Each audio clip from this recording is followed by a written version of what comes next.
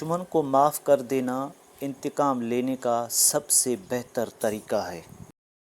ہمارے اندیشے پر فریب ہے اور ہمیں ان اچھائیوں سے محروم رکھتے ہیں جنہیں ہم کوشش کر کے حاصل کر لیتے ہیں۔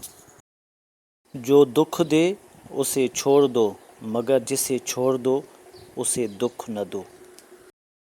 جاہلوں کا طریقہ یہ ہے کہ جب ان کی دلیل مقابل کے آگے نہیں چلتی تو وہ لڑنا شروع کر دیتے ہیں۔